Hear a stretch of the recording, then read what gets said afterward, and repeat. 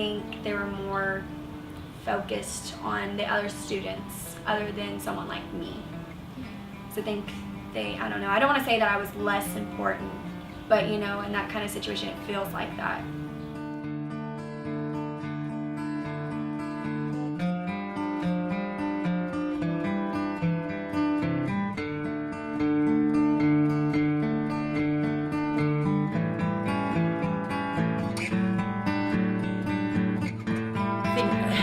It's wrong that we're not talking about it. It's wrong that we're not covering it. It's almost like saying they're not people.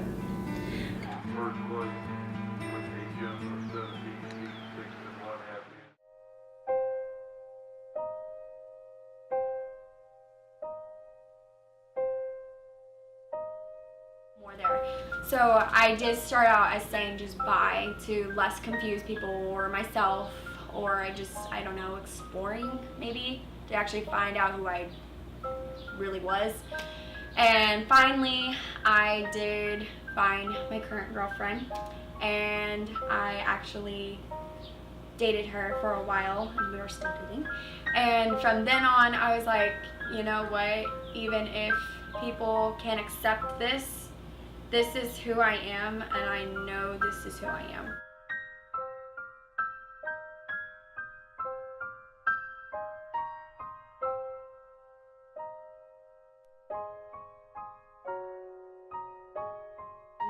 My mom would always talk about how it was like against the Bible and against God, and that was a sin, and that you just couldn't do that.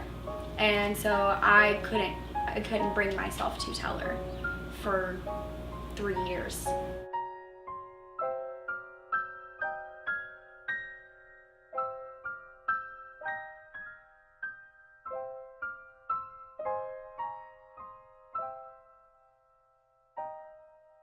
It made me feel like basically an outcast, really, because everybody around the room snickering and thinks it's an awkward topic that you all have to go through it as teenagers. But it's the fact that it's like they can relate, and that the teachers are more talking to them than to you.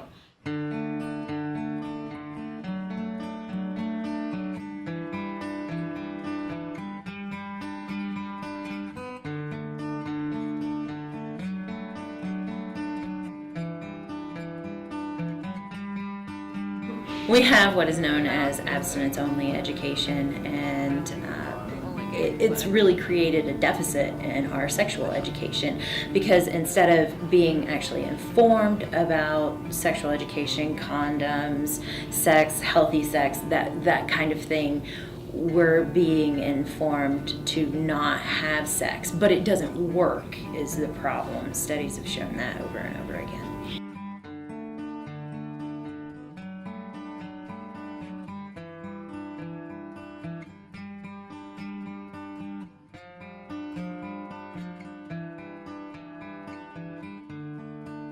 They're getting limited sexual education as is. Like, sexual education is not up to par in my point of view.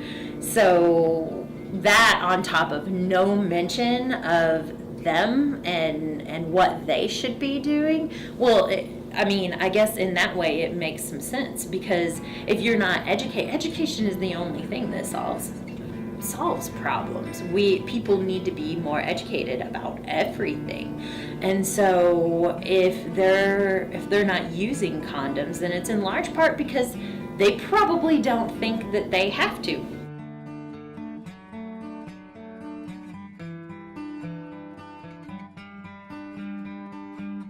Never. I would never in a million years think to raise my hand.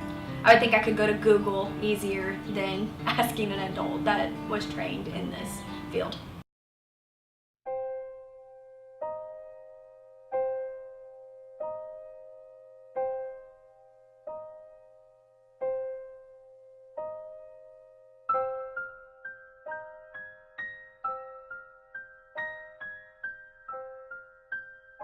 Anytime you do something when the other person hasn't fully consented, that's rape. That's what that is. And it doesn't matter who the person is, it doesn't matter who you are, it doesn't matter how you identify. That's what it is. And I think that across the board, not only in the LGBT community, but across the board, that our nation has a ways to go to understand rape.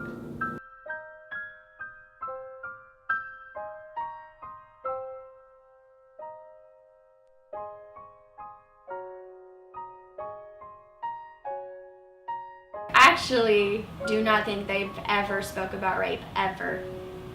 I don't think schools do that. Do you think they should? Hell yes. That happens a lot. Women, no, they're not women. But I had a friend that her junior year, just last year, she went to this party, drank. Of course, teenagers are going to do that too. And she didn't technically say no, but she was shoving him away. And she blacked out and he took advantage of her. So it's like, even though then she knew what rape was, I don't know. That's crazy now that I think about it. Literally, they don't talk about that.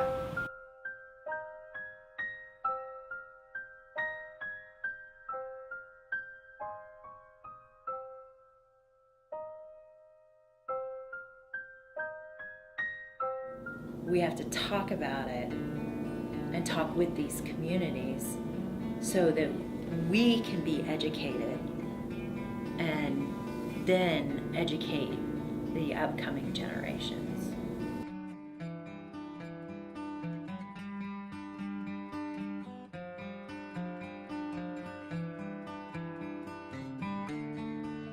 I think for the most part, I'm going to understand it. So for sure, yes, I'm going to educate my kids anything from simple as coughing in your elbow to sex and STDs and to stay clean and all that. Just because I'm that kind of person, because I grew up like not knowing anything really. Like it actually makes me think that I don't know much right now.